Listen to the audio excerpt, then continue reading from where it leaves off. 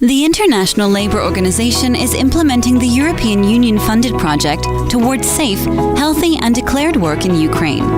What does the project do?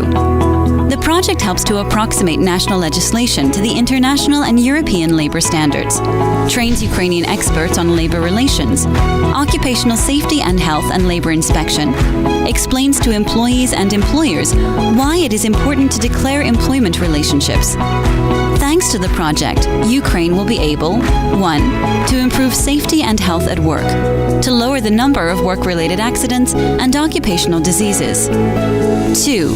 To reduce undeclared work, so that employees are declared in line with the law, are socially protected, and employers have motivated teams. 3. To improve the effectiveness and efficiency of labor inspection, so that laws are complied with.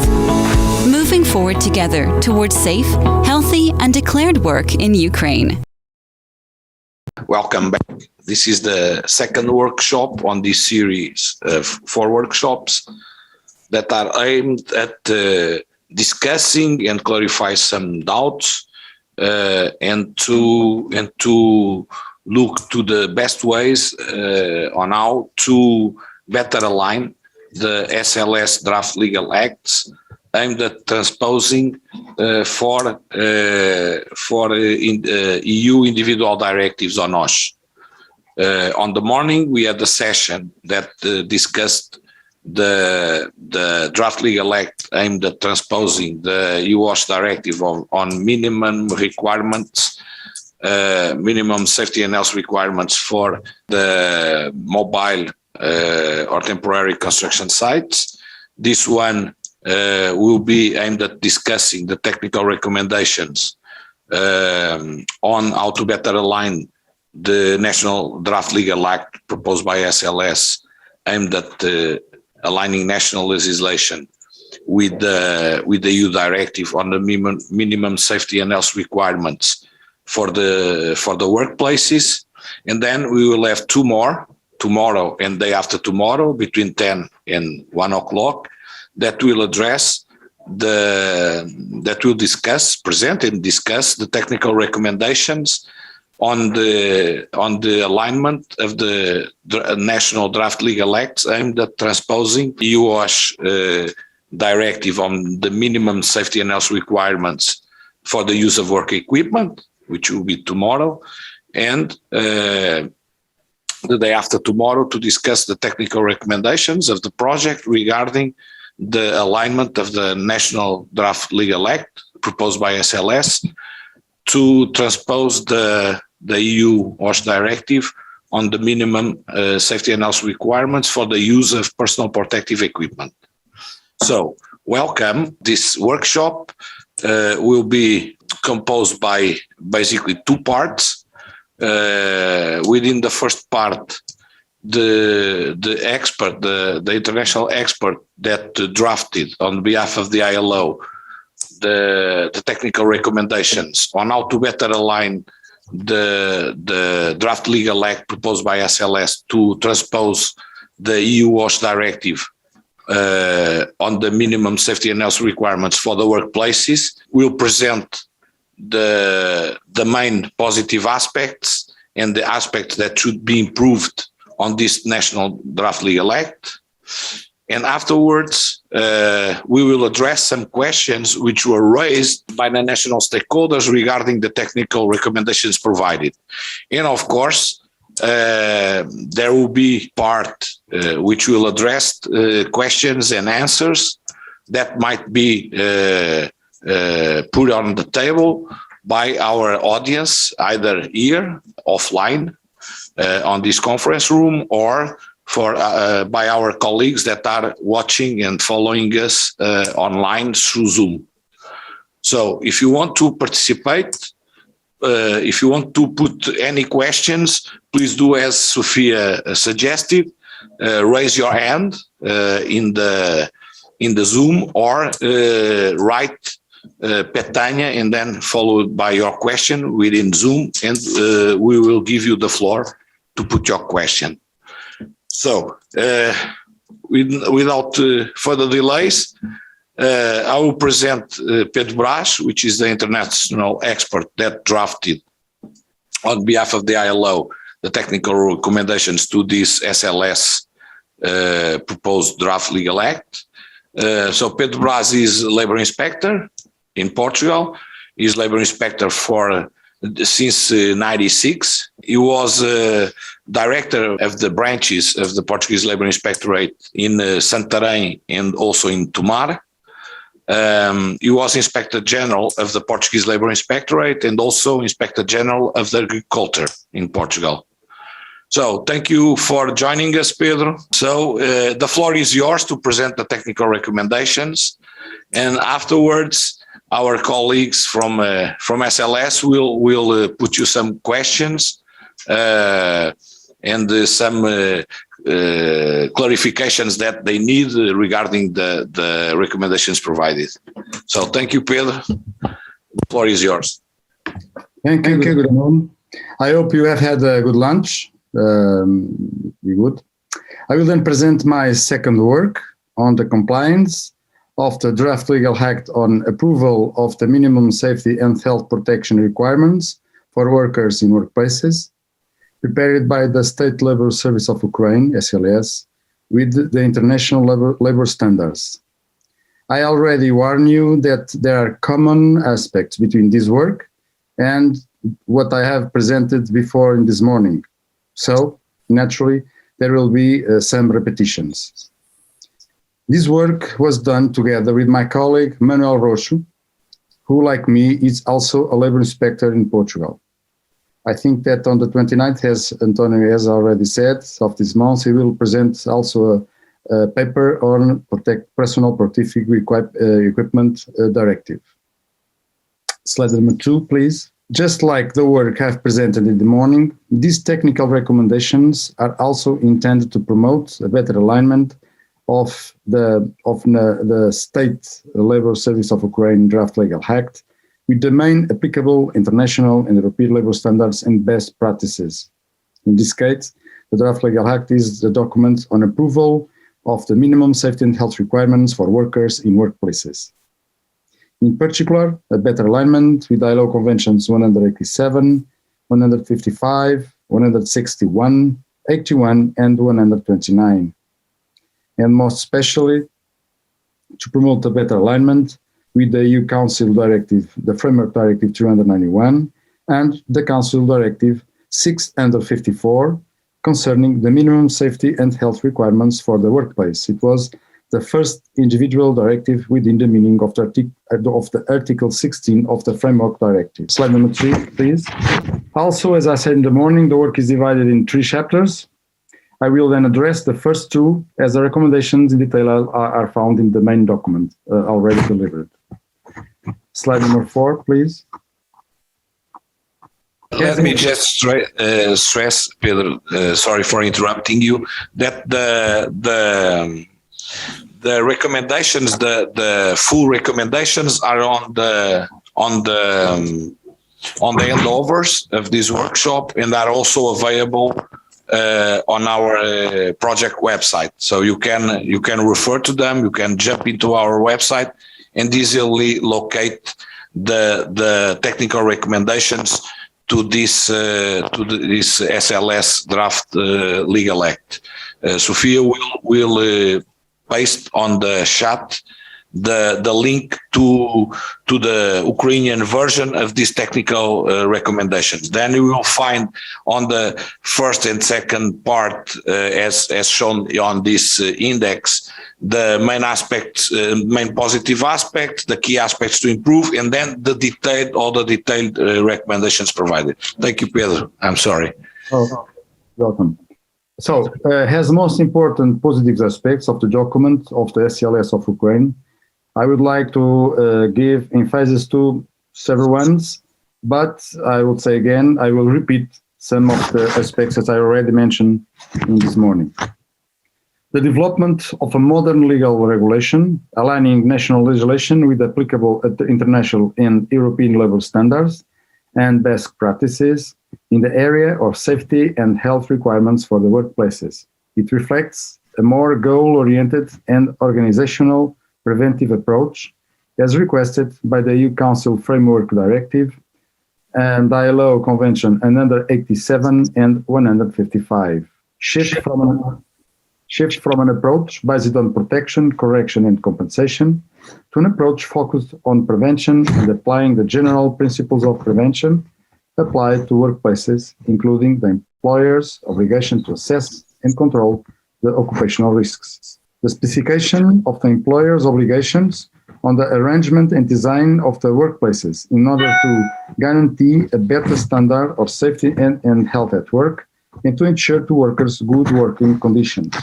The establishment of the minimum requirements and rules to be applied in the maintenance processes to permanently ensure good working conditions and high levels of safety at the workplaces and on the use of work equipment and devices. Slide number 5, please. The provision of information, instructions, and training to workers and the assurance of their consultation and participation. The alignment of national legislation with the EU OSH legal framework, namely this Directive 654 to workplaces, that ensures a better coordination, articulation, and interrelation between OSH legislation and its simplification, which facilitates its understanding in practical implementation, as already recognized by several EU member states. It integrates the principle of application to all sectors of economic activity, including public administration, as requested by the EU Council Framework Directive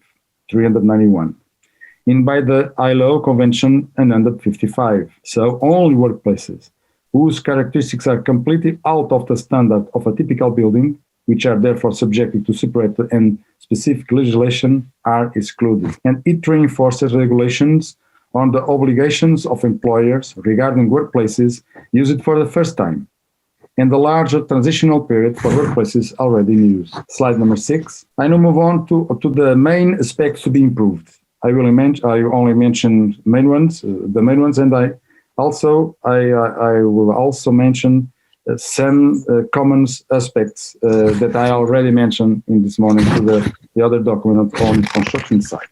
As I also mentioned for the construction document, this legal instrument should assume the typology of at least a cabinet of ministers of Ukraine decree or resolution instead of an order of the Minister of Social Policy or of the Minister of Economy, not only to ensure the necessary legal power from a higher hierarchical law, thus ruling out other legal diplomas on the same matters that already exist, but also to ensure the stability of the legal framework, enabling, as a result, greater legal certainty. Besides, a directive is a text with general application in all EU member states.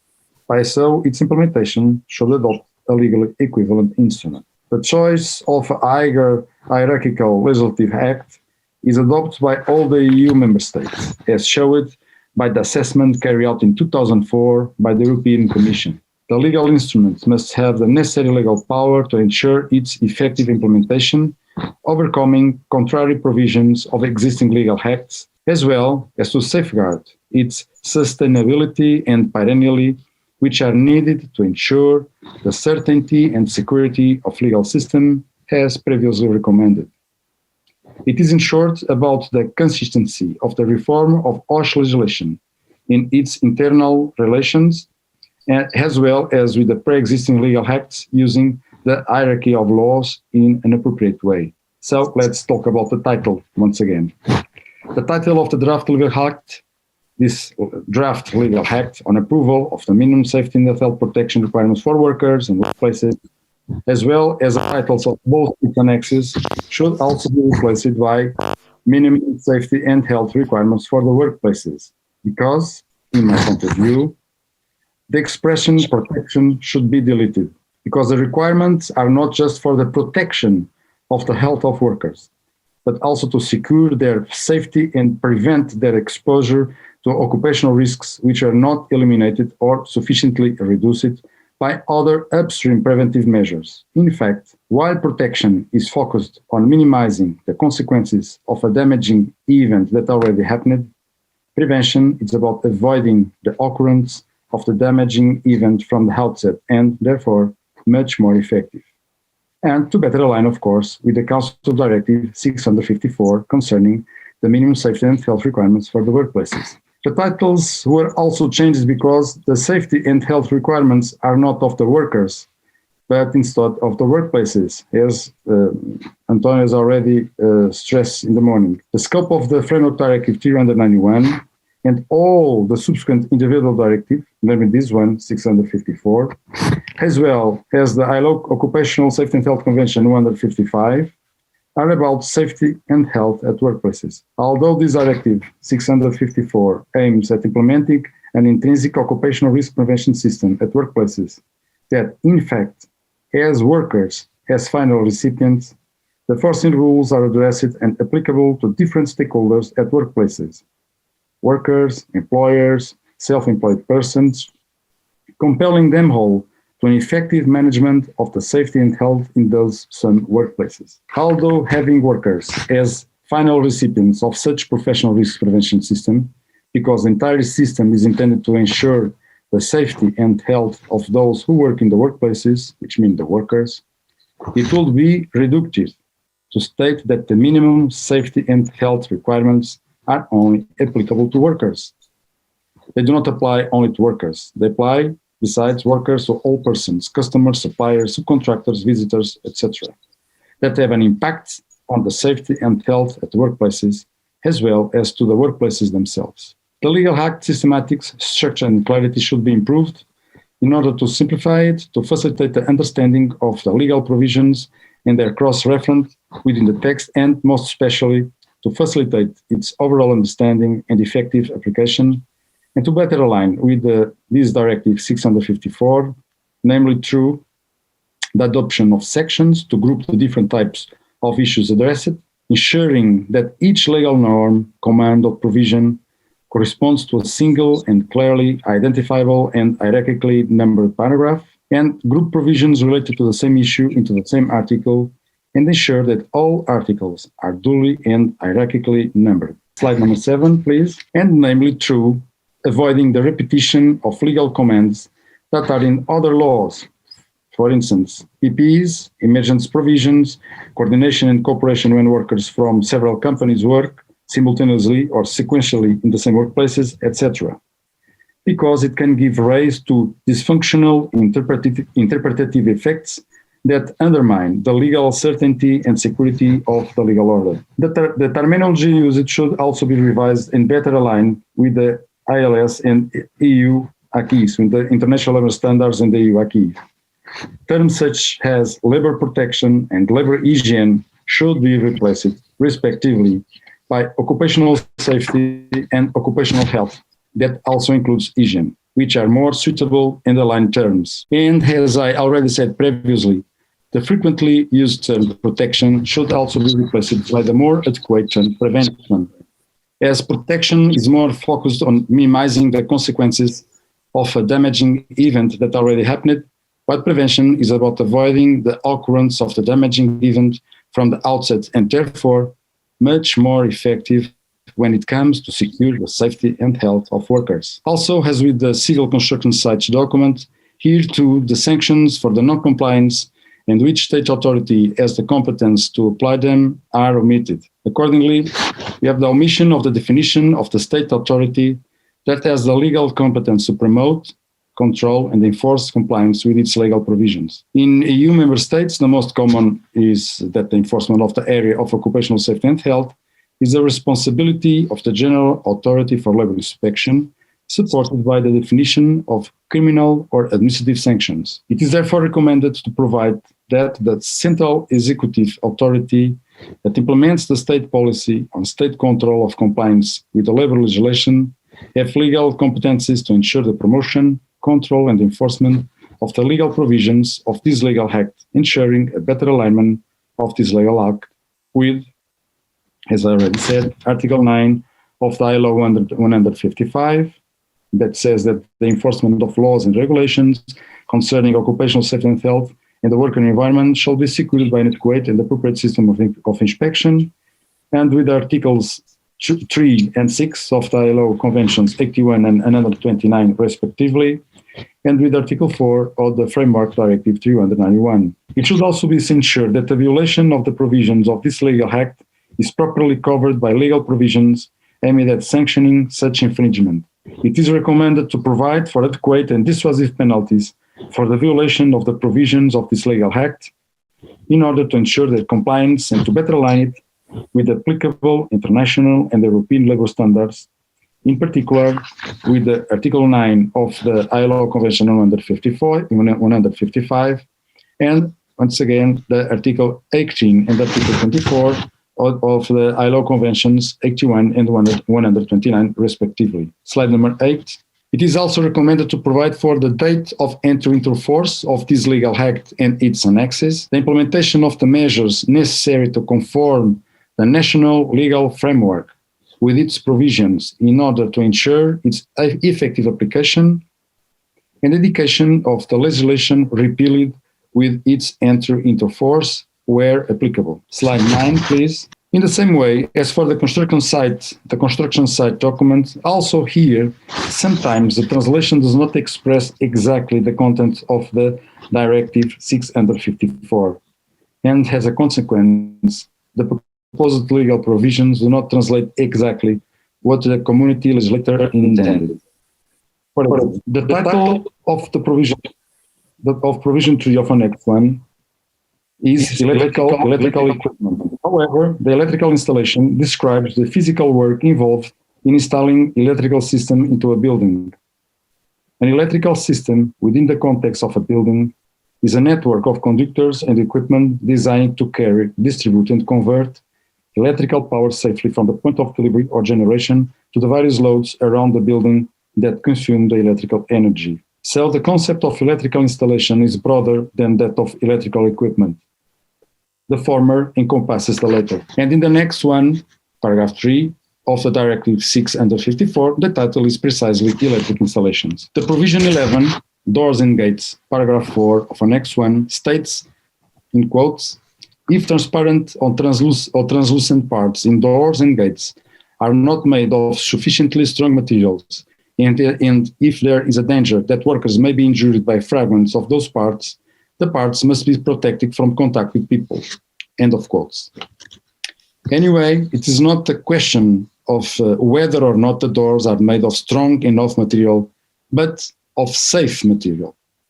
Strong is not synonymous with being secure. Strong material may not be safe. It would have to be known what is meant by strong in the context of occupational safety and health. The word safety sums up what is intended. On the other hand, what is also intended is that the surfaces do not break so as not to shatter and produce fragments where workers can be injured. Well, it's not just contact with people that can break the surface of a door.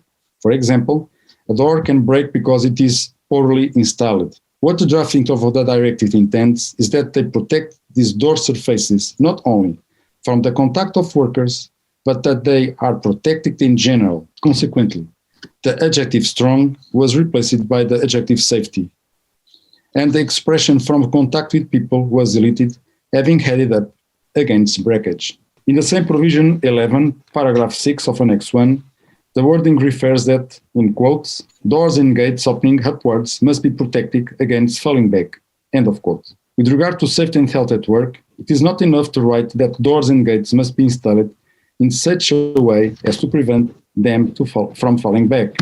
If so, it will be possible to admit, absurdly of course, that bricks and wooden stakes could be used to support those doors and gates. This is not what is intended. It is intended that the doors and gates have an intrinsic mechanism, a redundant system that prevents their collapse. So the expression mechanism has also been added to the text. Slide 10, please. In Annex 2, in its provision 13, sanitary facilities, in paragraph 5, it is stated there, in quotes, workstations should be equipped in such a way that workers, if required by the nature of their work, could use adjacent shower rooms.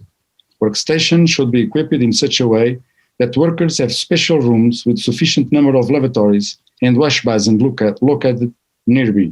End of quotes. This is the problem that we already spoke and analyzed in the morning, the difference in workstations and workplaces. Please note that given the definition of workstation, it is impossible for workstations to be equipped in such a way that workers use showers in their vicinity. Workstations decidedly are not equipped with showers. It's almost impossible. The word workstation was replaced by workplaces.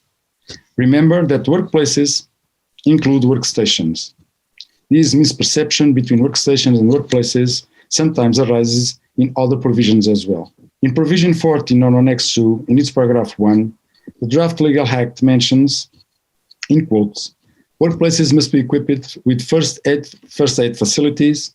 They must be signposted in accordance with the technical regulation and be easily accessible, end of quotes. So in place of facilities, the word equipment was placed because in that provision, the directive intends to have first aid material equipment in different places of the same workplace.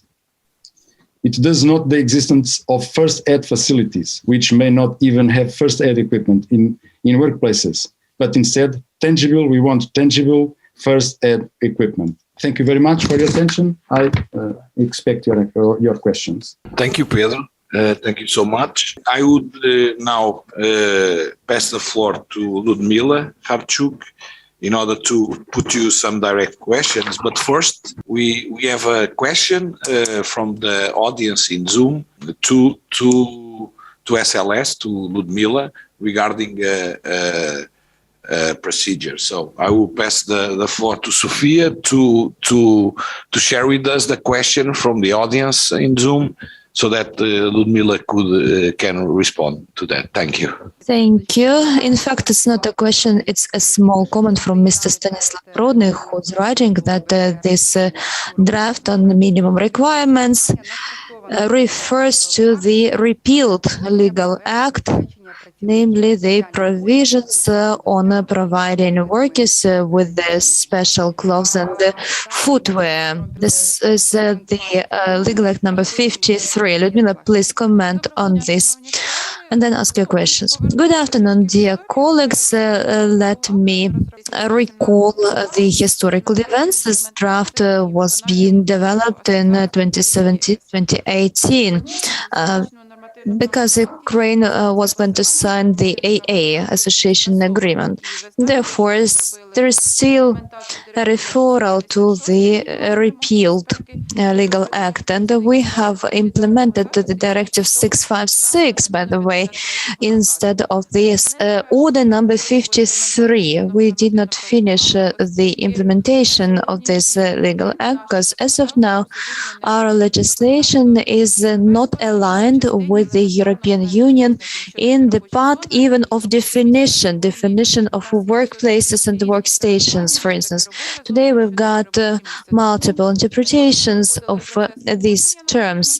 So as we were approving the legal act, the largest part of the social partners indicated that the implementation is possible as soon as the directive number 391 is fully transpositioned.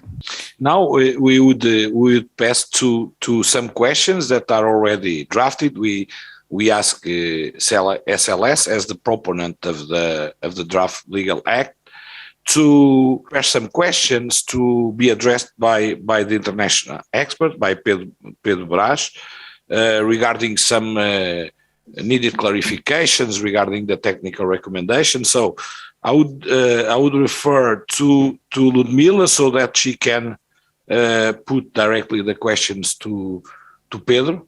And then we will open the floor to everybody that wants to comment the technical recommendations or want to put any question to the international expert regarding the alignment of national legislation with this EU directive on the minimum safety and health requirements for the workplaces. So Ludmila, you have the floor. Thank you. I have a couple of questions. First of all, I would like to ask you how you control the work in workplaces in the EU.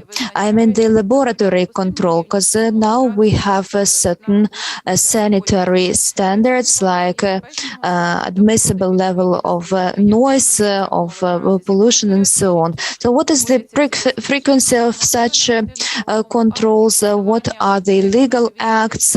Is it possible to refer in such a legal act to other documents that specify, for instance, the concentrations of chemicals in the air? First, we are interested in this question because there are lots of cases of occupational diseases in Ukraine. Therefore, we would like to know the answers in order to establish a mechanism for preventing occupational diseases. So you want to know who does this workplace is monitoring the control of the levels, and who has a responsibility to do it. And you mentioned noise. I would probably add the noise, vibration, chemicals, technical, mechanical vibrations, particulars in the air. So who assess this type of risks? Who has a responsibility to assess, and who controls? Okay, Pedro, you got the question, right? Okay. So now it's over to you. Thank you. Thank you for the question. The responsibility for control everything in the workplace in terms of health and safety, and to assure the compliance with the different laws, is up to the employer. It's always the same. The employer is the responsible to comply with the law. How the employer do the things? How can they manage all the workplaces? Well, you can manage with only their own technicians that hired by him, by external enterprises that the employer could hire to perform that duties of control the noise, the chemicals, the risk assessment, for instance. So the employer has the responsibility, and the paragraph 3 of the Article 7 of the Framework Directive allows the employer to hire an enterprise to do this kind of work, technical speaking. But the responsibility of that control it's up to the employer. As Antonio has already said, we have 19 or 20, depends of the interpretation of the electrical directive, social directive that emanated directly from the Framework Directive. And one is chemicals, one is noise, and the directive of chemicals have the minimum limits of exposure for each chemicals, have the minimum levels of noise, and they are very technical directives that have already these values and oblige, and they are values that are mandatory. We have another directive to carcinogenous substances that already are mandatory to comply with in the EU space. But all of these chemicals, noise, vibrations are social directives, like this one of workplaces and like the construction sites that emanated from the Framework Directive. These chemicals, noise, and vibrations have specific figures about technicals obligations that must be complied with in the workplaces. The responsibility to control all of these things, all this stuff, it's up to the employer always. I would like to add something, which is to remind you that according to the EU-OSH Framework Directive 89391, employer is responsible for the occupational safety and health of the workers in all aspects of the work. It means that employers are the ones that should assess the risks, define the preventive and protective measures, implement them in order to control those risks. So the employers are the ones that should, for example, Pedro referred to the chemical agent directive, to the noise, vibrations. We could also add biological agents, mutagenics, the cancerogenics that Pedro already already referred to. Also, artificial radiations, ionizing radiations. There are plenty of directives on these issues that define the minimum levels to which the workers can be exposed to. There are directives that are really annexes to the directives on chemical agents, for example, or to biological agents that define what are the maximum levels to which the workers can be exposed to. And the employers know those levels. They should monitor and they should implement the measures, protective and preventive measures, in order to avoid that the workers are exposed to that, like ionizing radiations, for example. In this case, the employer has to ensure that each worker has a dosimeter that monitors his level of exposition to ionizing radiations, for example. And he has to implement organizational measures in order to reduce the frequency of exposition of the workers, to reduce the duration of exposition of the workers, and to reduce the dose to which the workers are exposed to. And the measures foreseen on these directives depend on the level to which the workers are exposed. For example, to noise, you have levels you have maximum exposition levels to different types of noise, and depending on and there are levels which cannot ever be surpassed. And there are levels that can be suppressed but imply taken certain measures, like isolation of the workers from the noise. There are a lot of measures that should be taken. And the directive specifies what are those measures on the basis of the levels to which the workers are exposed. What I would also like to stress is that all of these directives communicate to each other and with the OSH Framework Directive. So the responsibility to ensure that these levels are not surpassed is of the employer. The employer is the one that has to assess and control the risk. And then there is an authority, a public authority, which is the Portuguese Labour Inspectorate, for example, in Portugal, that is the one that checks if the employer are really complying with the law. So, and the labor inspectors, imagine that a labor inspector usually on OSH, when we visit a workplace, we ask for the risk assessment and we check the risk assessment. And also we walk in every workplace near workstations and we check if it makes sense, because imagine that the employer says that there is no risk of exposure of workers to noise. And you enter on the factory and you feel that there is excessive noise.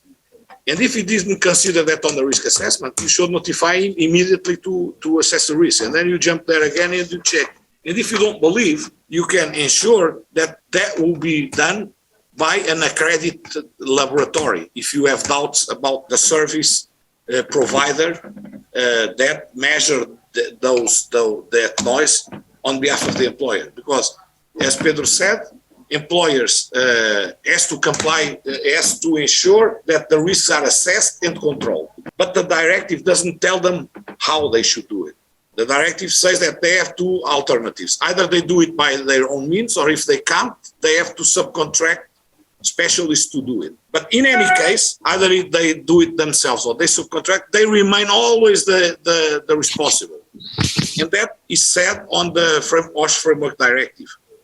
And that's why the Framework Directive should apply to all the areas covered by the individual directives, unless the specific directive on chemicals states otherwise. That's why it's important this relation between the individual directive and the mother directive.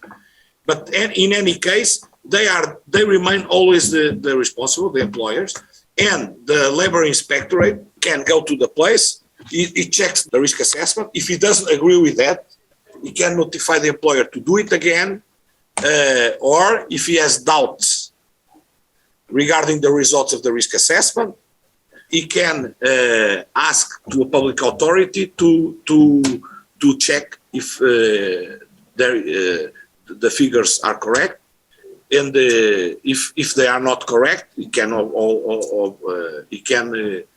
find the employer on the basis of that the risk assessment was not done properly or was not done at all, and that's it. So you have the obligation of the employer to do it and the obligation of the labor inspectors to control what he is doing, basically. So if there is no questions, we should move to the last one, or if you have any comment, please. If I may, I'll add to that. In Ukraine, we have more or less the same approach, where the employer is obliged to exercise laboratory control of labor conditions, but we have a number of individual documents that set limits for each factor. For each factor, there is a certain set frequency of controls, and now the inspector, when they come to enterprises, they can check whether the employer conducts laboratory control and if the employer applies measures to eliminate some factors. As far as I know, the directive doesn't contain requirements for frequency of laboratory controls. While in Ukraine, if we speak about chemicals, for example, in the air, if it is grade 1 or 2, it is done at the frequency of 10 days. What about the directives? Does the employer individually set the frequency, or are there any regulations for that? Well, what the framework directive says is that the employers have to do risk assessment and update it as soon as it is necessary.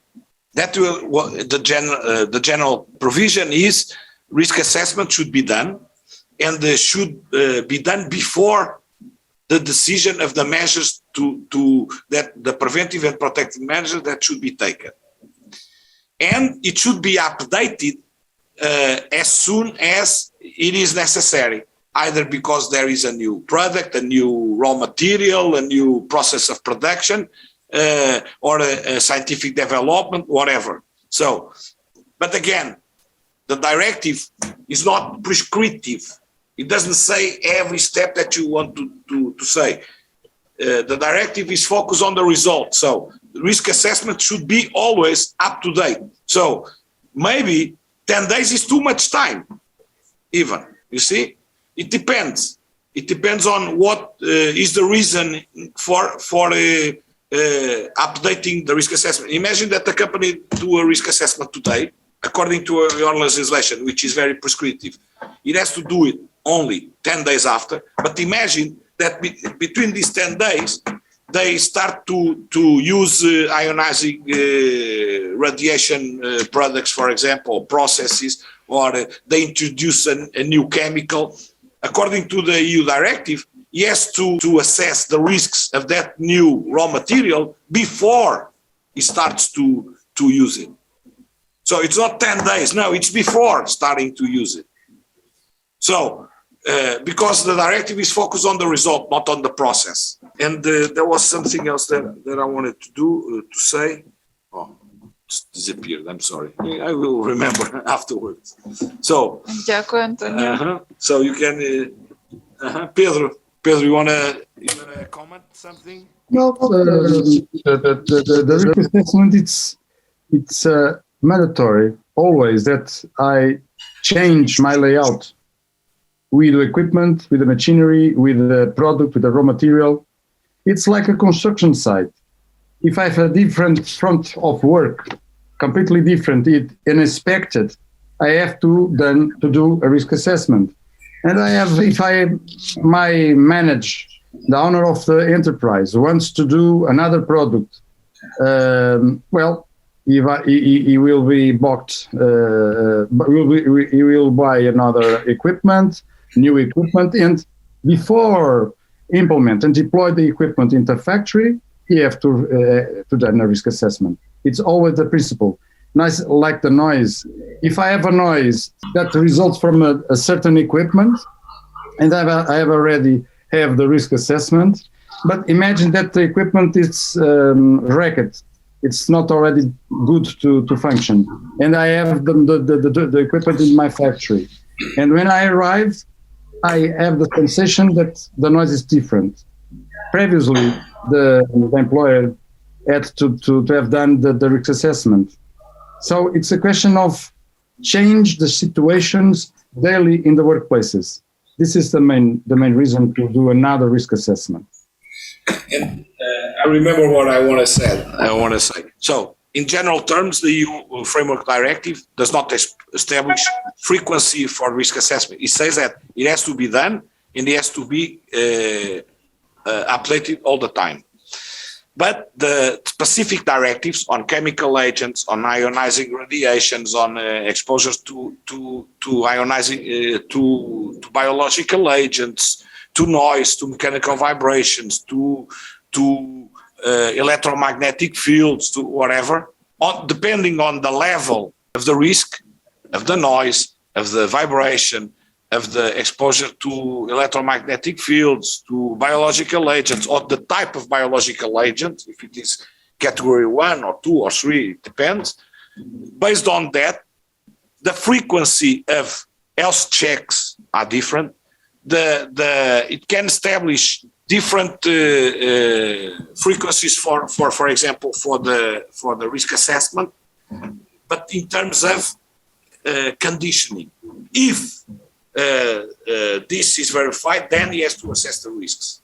If this happens, it has to assess the risks. So it defines, it adapts the rules, the specific directives, the individual directives, concretize or specify more the rules for specific situations regarding the level of the risks, of that risk. So that's how it works. Thank you. It is crystal clear. Thank you for your answer. Pedro wants to add something, I suppose. So you wanted to add something, Pedro? Yes, I want to add something in terms of the risk assessment. Sometimes the good sense, it's the main tool that we have to measure this risk assessment. Imagine an enterprise that sells books, and they have the sellers, the workers that have cars to go to all the Ukraine or another country to sell books or sell meat or who knows. Well, most of the times enterprises forget to analyze and to make the risk assessment of the cars. The cars is equipment that the workers have to work with. And most of the times the cars are not inserted in the risk assessment document. Well, what are the values? What does the labor inspector go to see in the document, the risk assessment with cars? Well, precisely prescribes the legal prescriptions that are in the local authorities for the Ministry of Transport. The inspections of the cars, the capacity, the legal capacity to drive the car. These are also questions that the labor inspector have to do and to check in the risk assessment document. Everything that implies to the work, the activity of the work, should be assessed and should be analyzed properly.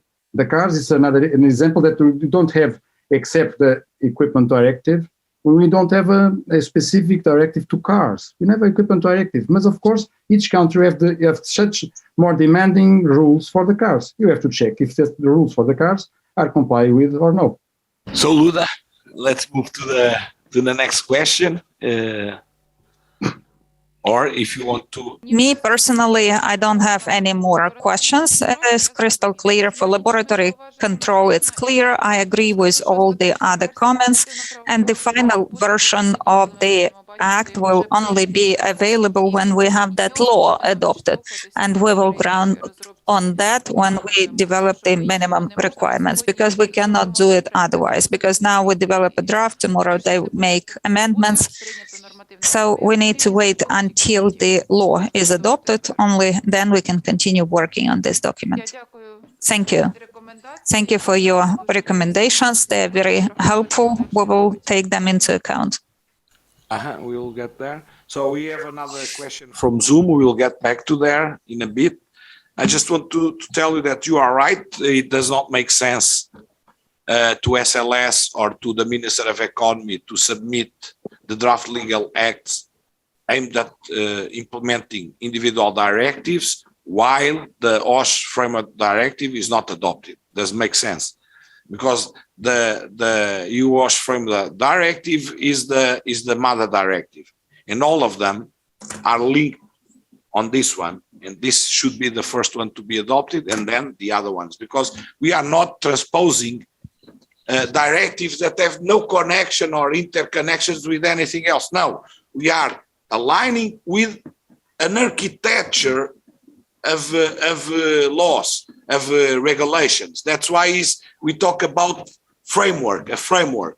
We are not aligning with individual regulations that have no connections with each other. No, on the contrary, we are aligning with a structure, architecture, a framework that establishes relationship between all the elements and with the top of the chain. So that is very important. But I see that there was another question that was initially sought that has to do with the references to possible other regulatory acts which govern the employer's responsibility or requirements to permissible level of working environment factors. And I suppose that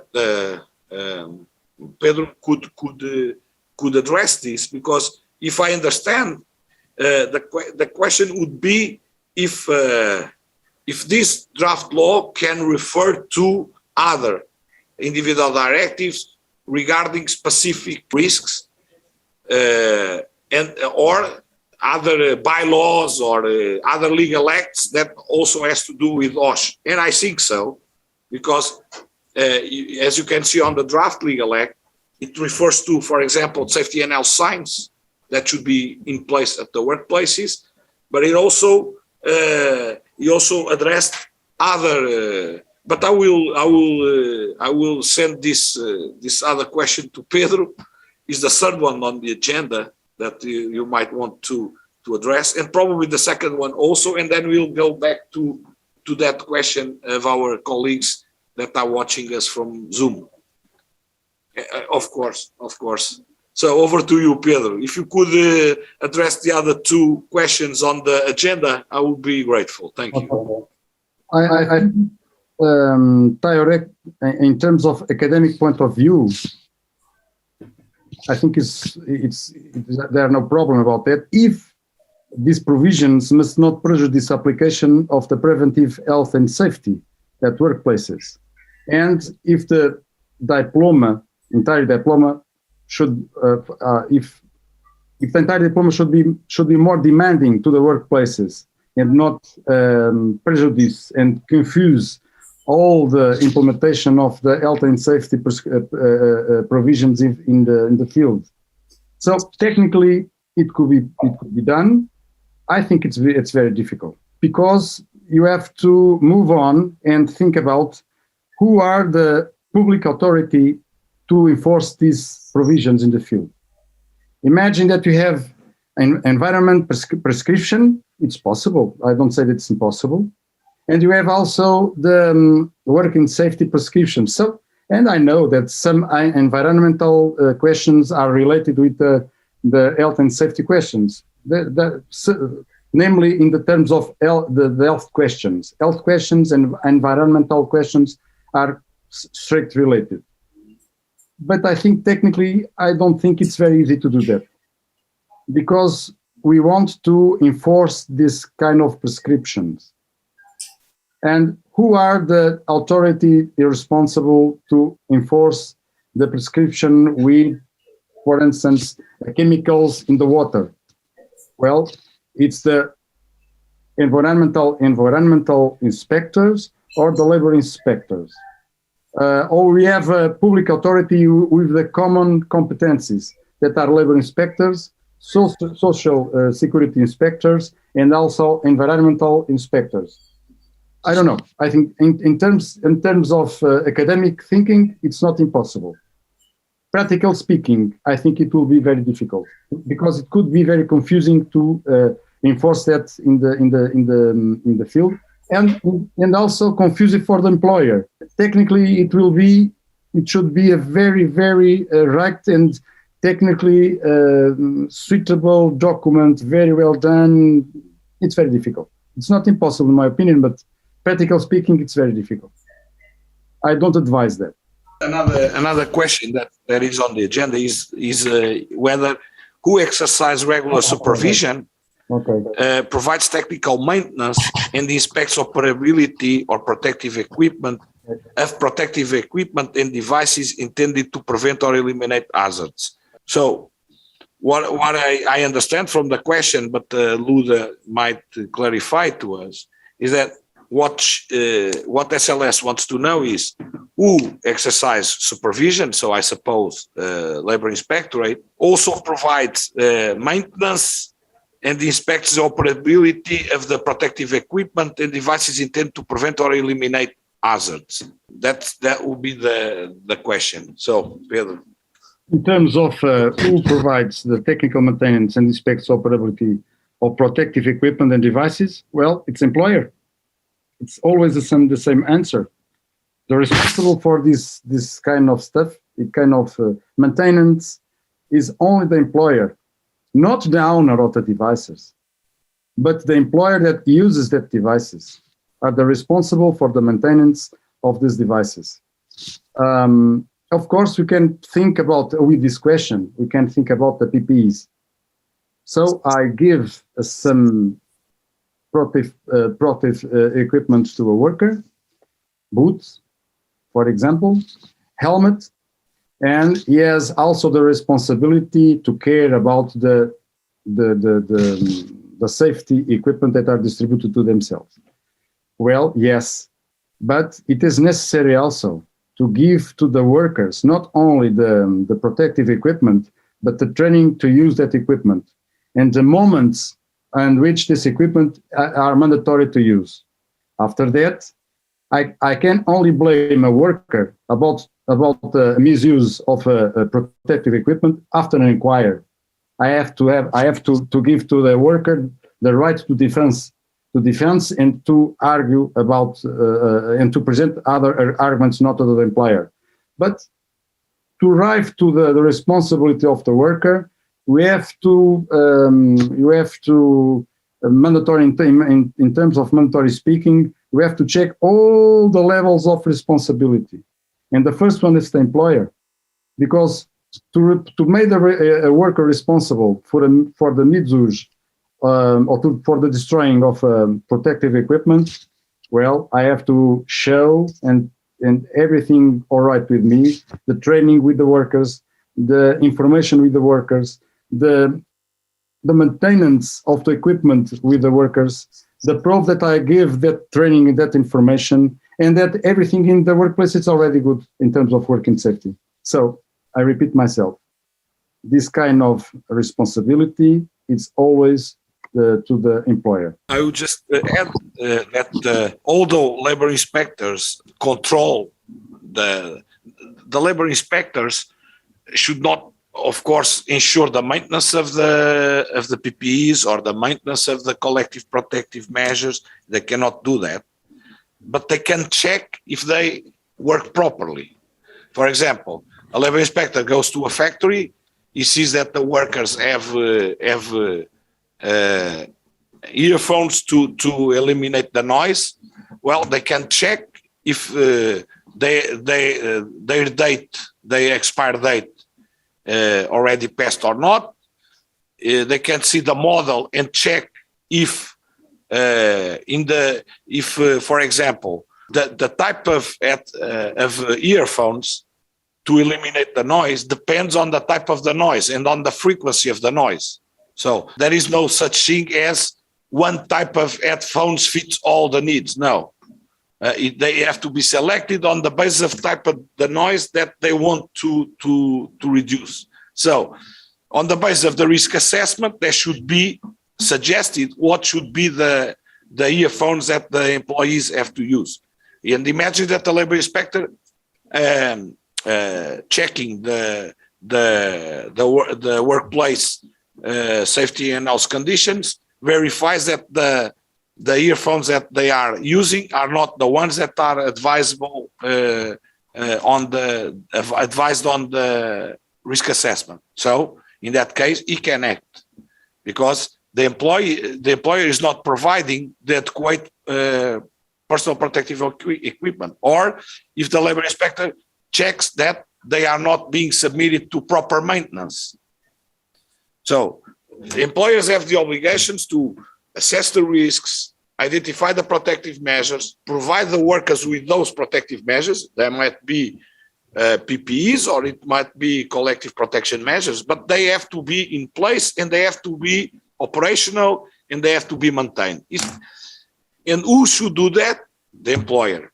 And the labor inspectors just have to check if the employer are complying with their obligations or not. They are not supposed to do anything but that.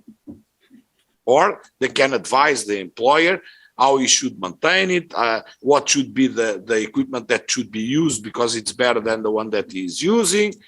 That he can do, but he cannot substitute the employer on the fulfilling of employer's obligations. That can only be done by the employers, right? Let me say one. Go ahead. No, it's the necessity, the importance on having the written documents. The risk assessment must be translated in a written document. The risk assessment, the noise risk assessment, chemical risk assessment, equipment risk assessment should be evidence in a written document, because it's the proof to show to the labor inspector. And the risk assessment is the cornerstone of everything in the workplace in terms of health and safety. The selection of PPEs, the periodicity of the maintenance of equipment, everything results from, I don't speak about the equipment, I think it will be tomorrow another presentation, but it depends of the instructions of the equipment, it depends on the risk assessment of each occasion, each workplaces with equipment, chemicals, environmental questions, everything, and should exist a written document in terms of the labor inspector, the employer, and the workers could assess and read what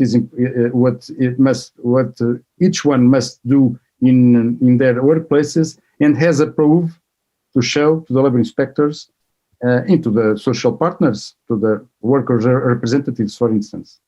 Pedro, I now defer to Sofia, but before that, I would propose that we will not go for the coffee break that we foresaw, and we go straight to additional questions from the audience and from you here, and we will probably finish it quicker, and then we will have the coffee.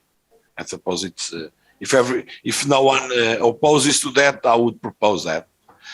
And so I don't see anyone opposing to that motion, so it's approved by unanimity. So I would give the floor to Sofia, because we have a question from the audience. Sofia, you have the floor. Thank you, Antonio. And we can also accept some questions from the audience, from the right wing and from the left wing, so to say, because this is the last opportunity for you to ask questions. There will be no other opportunities to discuss this topic. All other trilateral discussions will be focusing on these documents. However, the support of Pedro or Antonio can be not available anymore.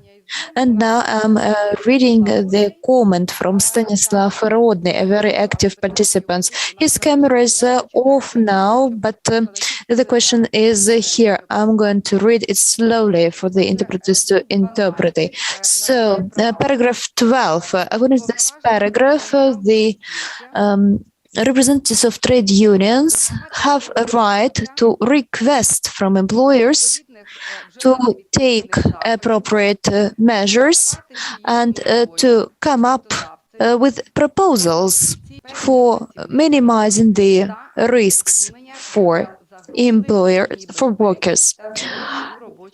There might be also proposals to eliminate the source of the danger in workplaces. At the same time, paragraph 13 envisages contacting the labor protection service of the company or the enterprise if they believe that the measures taken by the employer and the equipment used are not sufficient. However, the labor protection service is subordinate to the employer.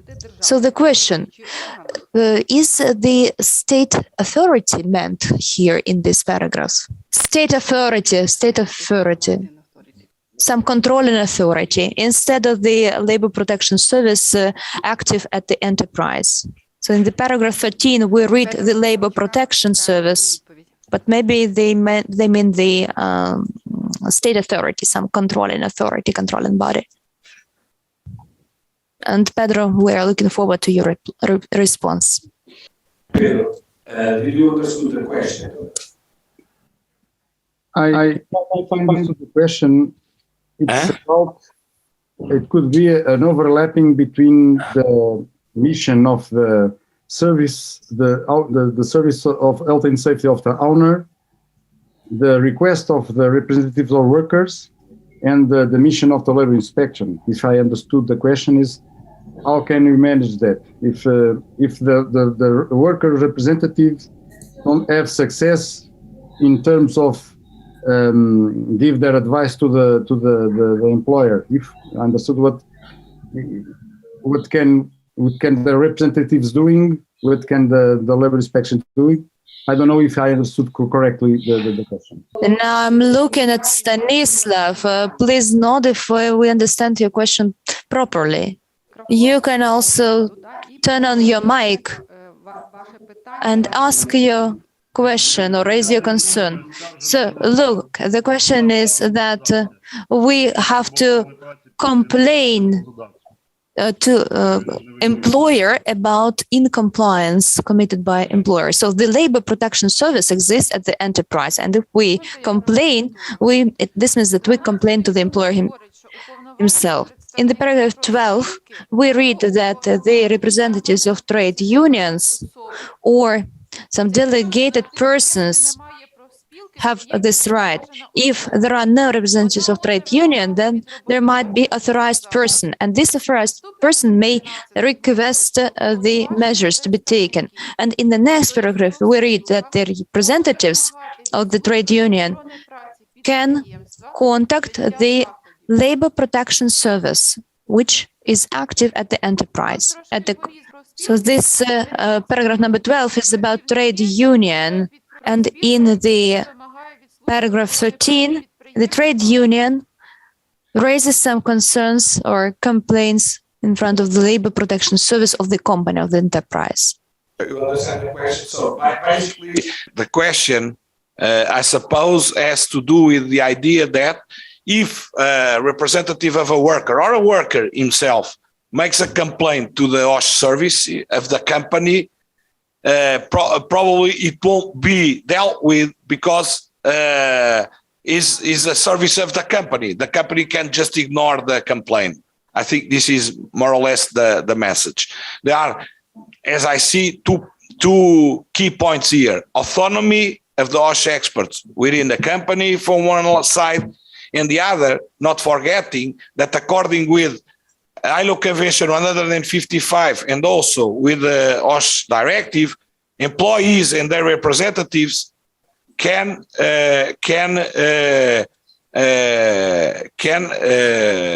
make complaints to the public authority responsible for OSH, and can present their claims during inspection visits. So over to you. I think these are the key aspects of the question. Over to you, Pedro, to respond. Thank you. If I understood correctly. Of course, this is the main reason, in philosophy speaking, that the health and safety coordinators in construction sites depends of the client and not of the general contractor. Okay? This is why the EU legislator pretended to give a certain degree of autonomy of the coordinator of construction sites to the general contractors. So let's move on to the workplaces and this directive. The workers and the representative have the right to ask, to demanding more stringent, more demanding measures to the employer. This is the directives. We have a problem if the employer ignore them, have And if after that we have a work accident, we have a double problem. It's a problem that if the employer, if their representative show us that he in due time have demanding to the employer the correction of the risk assessment, and it is the one situation in particular, we have a problem. Of course, the Department of Health and Safety Department belongs to the employer. It's nothing to do with that. It's like that. But as Antonio said, after that, not only the worker representatives, but the worker himself could complain to the labor inspection in terms of not identify himself. He can and should present a complaint to the labor inspection. It's on our laws too, in the EU directive. But I understand the fear that each worker can have before go to the employer who pay the wages and to complain about a specific situation. Yes, it's a risk. It's a huge risk sometimes that sometimes leads directly to the fire of the workers. It's true. But the systematics of the directive oblige and allows the representatives of the workers to complain in the workers themselves to comply also to the workers, and after that to comply to the labor inspection. You can have a little problem here. Imagine that who deal with the questions of health and safety in an employer, it's an external enterprise.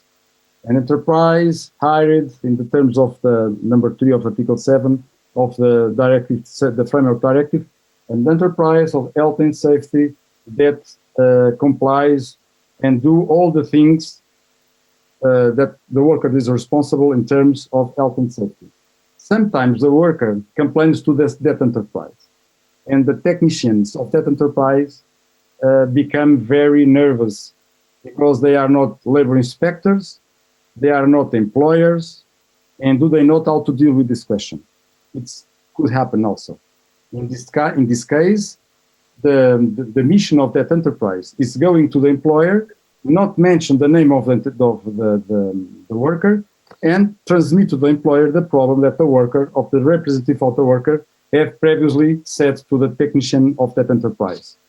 So it's like that the things move on, and we have also always the risk that the complaint of the worker inside the enterprise could lead to a bad situation for the same worker.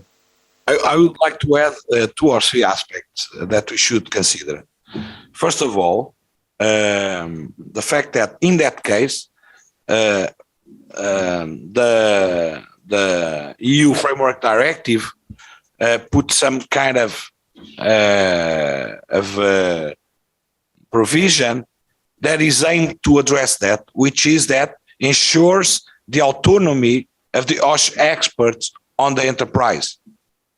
And the national legislation should ensure that the OSH experts of an employer should have technical autonomy from the employer. It should be written there. It means that if I'm an OSH expert of an employer, I should say to the employer, you have to ensure the collective protection on that building because the workers are working exposed to falling from heights. And you should suspend immediately the works while that is not done, because there is a serious risk for the life and health of the workers. And the employer say, no, I will not do that because it's very expensive, and then a worker falls and dies. So, according to national legislation of member states, the state should regulate the autonomy of the OSH experts in order to ensure that the employer should comply with the recommendations of the OSH experts. And also, usually in the member states, the OSH experts have committees, have like an association that represents them. And And in case because the OSH experts might be liable in court if the measures that if the measures are not taken, the preventive and protect measures are not taken, and that has an impact on the safety and health of the workers, they might be responsibilized also. So they need to ensure that at least they have to have evidences that they notify the employer about that situation. In order for, if there is a problem, if someone dies, they can prove that they notify the employer and that the employer did not do what he was expected to do, although they notified him. And usually these associations that represent them defend the interests of the OSH experts and protect them against these situations. But also we have to consider also other mechanisms that are in place in order to ensure that the worker that sees his right to safety and health work conditions violated can act and defend himself. And they can do it through their representatives, the trade unions. They can do it through their representatives for OSH, but they can also address it with labor inspector directly. And Convention 81 and 129 of the ILO foresee that labor inspection has to maintain strict confidentiality about the origin of any claim and should refrain itself to reveal that they are doing an inspection visit on the sequence of a complaint in order to protect the sources of complaints, in particular the workers. So to be more clear, in Portugal, the workers through their trade unions or through the representatives of the workers for OSH or through OSH committees can bring to the employer their worries about the safety and health and of course, when I say employers, either directly to the employers or to the OSH service. And the OSH service is formed by OSH experts, and the OSH experts should ensure that if these claims are legitimate, that measures are taken. If not, the workers can go directly to the labor inspectorate and make a claim, because they know that their claim will be kept strictly confidential, and the employer will not ever know that they have done a complaint on labor inspection.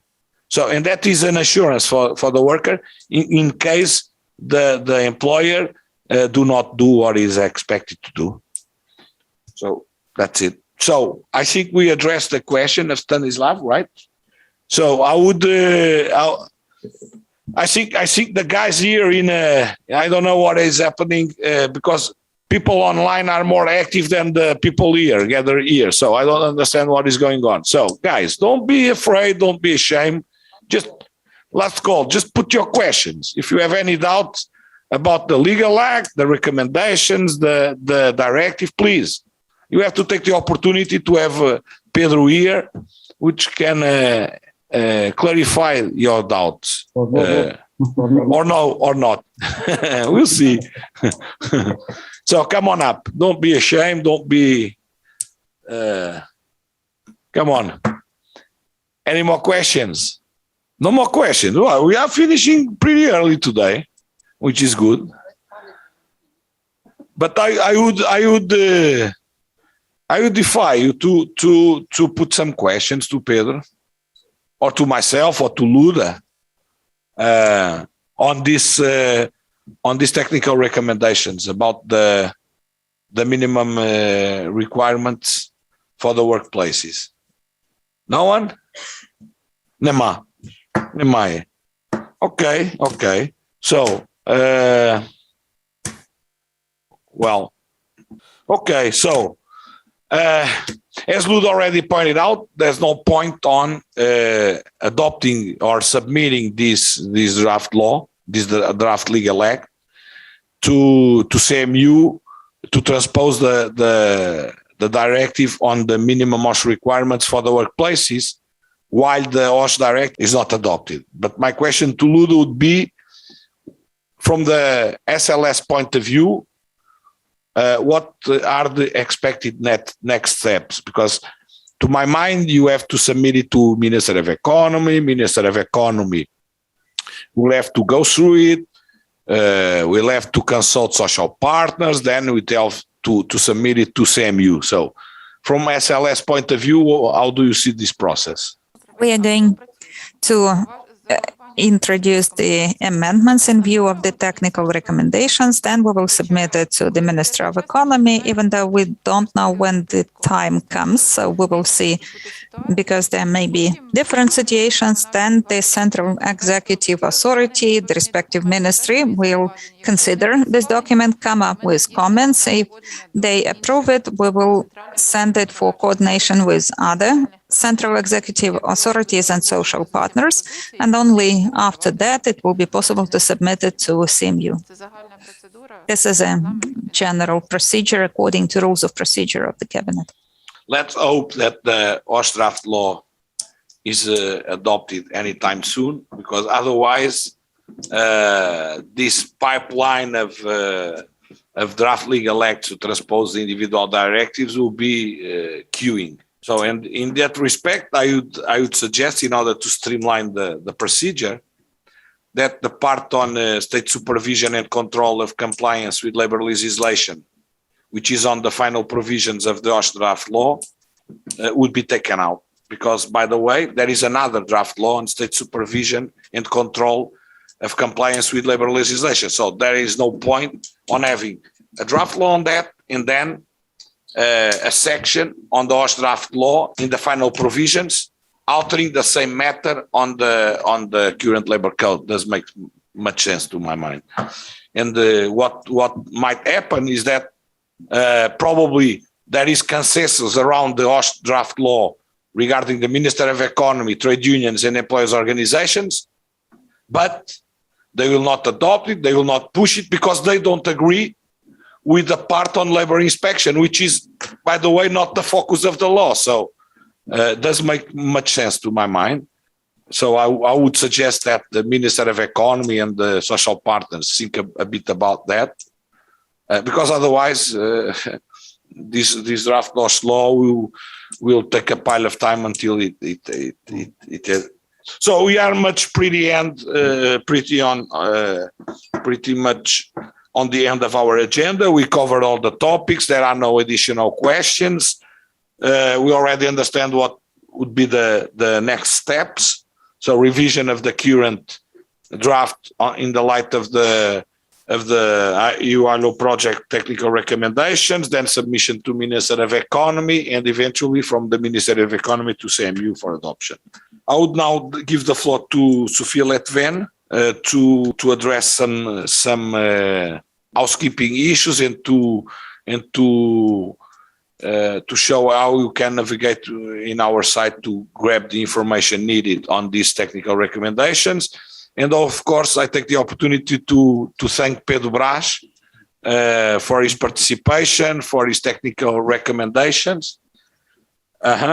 So it was not an easy work, because Pedro Brás provided two technical recommendations to two legal acts, one to transpose the temporary mobile construction sites, and also this one on workplaces. So thank you so much for your efforts, for your work, and for the quality of your technical recommendations. Thank you very much, Pedro. Thank you for having me. And hope to see you soon. So I'll then transfer the floor to Sofia Letven. Thank you so much for your attention. Sofia, the floor is yours. Okay, thank you, Antoni. Just a couple of reminders. Colleagues on Zoom, I have sent you a lot of links to the web page of the project, where there are all the technical recommendations available that experts have developed during the summer. These are 4 packages, 4 sets, and there is a 5th set of issues as well. On this section, we will add recommendations for the event tomorrow and the day after tomorrow. We are looking forward to seeing you tomorrow at 10 a.m. Join us for the session where we will speak about minimum requirements, OSHA requirements for use of equipment. And tomorrow it will be a different expert, Mr. Peter Cluffy. Colleagues offline, do come and join us too. If you haven't registered for these events, I have sent you a form where you can register and you will receive a link to the Zoom meeting. I would also be very grateful if you give us, if you fill in the feedback form. I sent you a link on Zoom and you have it on paper here, so you can answer those questions anonymously. And we will be very grateful because it is important for us to understand your feedback, to how you see our efforts. And that's it. So have a good evening. And best regards to Portugal. Wishing you warm weather. So, do popatrzmy всім. Hope to see you tomorrow. Thank you very much, Pedro. Obrigado e até mais ver. Welcome. Okay. Bye-bye. Take care. Bye-bye.